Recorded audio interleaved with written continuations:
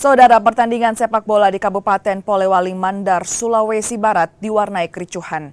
Wasit terpaksa dievakuasi petugas lantaran jadi sasaran lemparan oleh penonton yang tidak puas dengan kepemimpinan wasit. Pertandingan sepak bola Kapolres Polman Cup ketiga antara tim Boto melawan Gaswon di Stadion S Mengga, Polewali Mandar, Sulawesi Barat diwarnai kericuhan.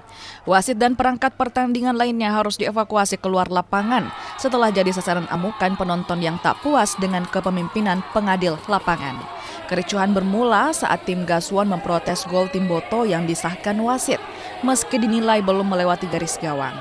Protes ini memicu emosi pemain lainnya hingga akhirnya petugas dari TNI Polri yang disiagakan harus turun tangan meredam kericuhan.